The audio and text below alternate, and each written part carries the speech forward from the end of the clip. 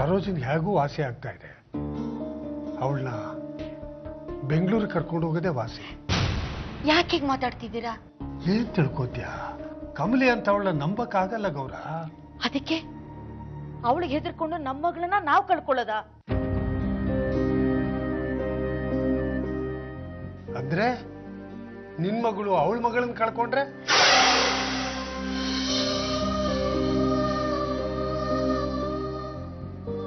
ಬೇಡಪ್ಪ. ಅದಕ್ಕೆ ಹೇಳಿದ್ದು. ಅಲ್ಲಿ ಎಲ್ಲಿಗೆ ಹೋಗೋದು ತಾತ? ಯಾಕಮ್ಮ ಹಾಗಂತ್ಯ? ಆ ಸಾಕಾರ ನಿನ್ನ ಮಗಳು ಅಂತ ಮಾಡ್ಕೊಂಡಿಲ್ವಾ?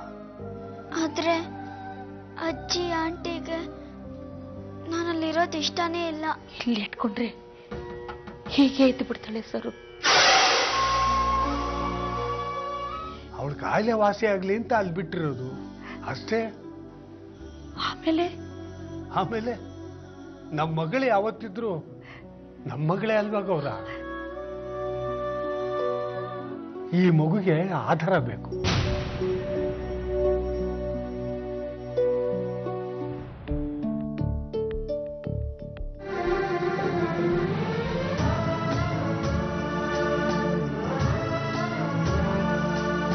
ಸರೋ,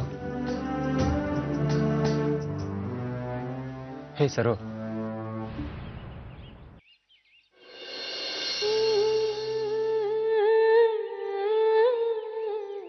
ಸರೋ, ನಾನು ಯಾರು ಗೊತ್ತಾಯ್ತೇನೆ? ಸರು, ನನಗೆ ಗೊತ್ತೇ ನಿನಗೆ ಕೇಳಿಸ್ತಿದೆ ಅಂತ. ನಾನೇ ಗಂಗು. ಯಾರ ನೀನು? ತೆಗೆ ಹೋಗ ಕಡೆ. ಭಿಕ್ಷದವ್ರು ಬೇರೆ ಕೆಲಸ ಇಲ್ಲ. ಹೋಗಾಚೆ. ಹೋಗ.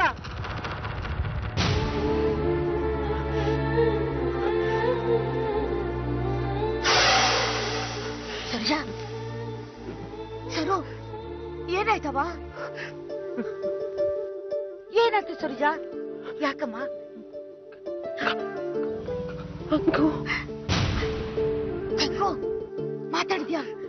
ಮಾತಾಡ್ತೀಯ ಸರ್ಜು? ಸರು, ಹೇಳಮ್ಮ, ಏನಾಗ್ತಿದೆ ಹೇಳಮ್ಮ?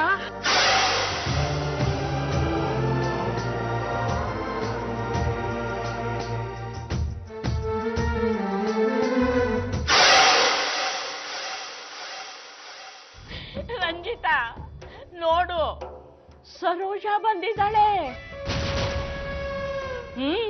ಪೂರ್ತಿ ಹುಷಾರಾಗಿ ಬಂದಿರ್ಬೇಕು. ಹಳ್ಳಿಗೆ ಹೋಗಿದ್ಲಲ್ಲ, ಹುಷಾರ್ ಮಾಡ್ತೀನಿ ಅಂತ ಮನೆ ಕರ್ಕೊಂಡು ಹೋಗಿದ್ರೆ ನಿಮ್ ಮಗಳನ್ನ ನಿಮ್ಮನೇಲೆ ಇಟ್ಕೋಬೇಕಾಗಿತ್ತು. ಯಾವುದು ಪ್ರಯೋಜನವಾಗ್ಲಿಲ್ಲ ತಾಯಿ. ಅದಕ್ಕೆ ಮತ್ತಿಲ್ಲೇ ಒಕ್ಕಿಸ್ಕೊಂಡ್ರ? ನಿಮ್ಮ ನೆರಳು ಕೂಡ ಈ ಮನೆ ಮೇಲೆ ಬೀಳ್ಬಾರ್ದು. ನೀವೇ ಆಧಾರ ಅಂತ ನಂಬ್ಕೊಂಡಿರೋರು ನಮ್ ಸರೋಜಾ ಸೂಜಿ. ದತ್ತು ತಗೊಂಡಿದೀವಿ ಅಂತ ಹಕ್ಕು ಸ್ಥಾಪಿಸ್ತಾ ಇದ್ದೀರಾ? ನಾನು ನಿಮ್ಮನ್ನ ಸೇರಿಸ್ಕೊಳ್ಬೇಕಾದ ಅಗತ್ಯನೂ ಇಲ್ಲ. ಅದನ್ನು ಮೀರಿ ನೀವಿಲ್ಲೇ ಇರ್ಬೇಕು ಅಂತಂದ್ರೆ ಇನ್ಯಾವತ್ತೂ ಹೊರಗೆ ಹೋಗೋದಕ್ಕಾಗೋದಿಲ್ಲ. ನೀನು, ನಿಮ್ಮಮ್ಮ. ಹಾಗ್ಯಾಕೆ ಮಾತಾಡ್ತೀರಾ ಆಂಟಿ? ನಿಮ್ಗೆ ಅಷ್ಟೊಂದು ಕಷ್ಟ ಆದ್ರೆ ನಾವಿಲ್ಲಿರೋದೇ ಇಲ್ಲ.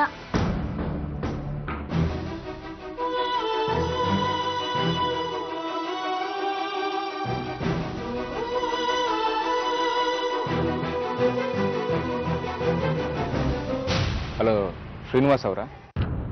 ಹೌದು ಸರ್, ಸಮಾಜದ ದೃಷ್ಟಿಯಲ್ಲಿ ದೊಡ್ಡ ಮನುಷ್ಯರಾಗೋದು ಮುಖ್ಯ ಅಲ್ಲ, ನಿಮ್ಮ ಮನಸ್ಸಾಕ್ಷಿಗೆ ಒಪ್ಪೋ ಹಾಗೆ ನಡ್ಕೊಳ್ಳೋದು ಮುಖ್ಯ ಅಲ್ವಾ ಸರ್? ಈಗ ಏನಾಯ್ತು ಅಂತ ಹೀಗೆ ಹೇಳ್ತಾ ಇದ್ದೀರಿ? ಸರ್, ನಿಮ್ಮ ದತ್ತುಪುತ್ರಿನ ನಿಮ್ಮ ತಾಯಿಯವರು ಮನೆ ಒಳಗಡೆ ಸೇರಿಸದೆ ಹೊರಗಡೆ ಹಾಕಿದ್ದಾರೆ ಸರ್. ನಿಮಗೆ ಅಂತಃಕರಣ ಅನ್ನೋದೇನಾದ್ರೂ ಇದ್ರೆ ಅವ್ರು ಕಣ್ಮರೆ ಆಗೋಕ್ಕೂ ಮುಂಚೆ ದಯವಿಟ್ಟು ಅವ್ರನ್ನ ಹುಡುಕಿ ಕರ್ಕೊಂಡು ಬನ್ನಿ.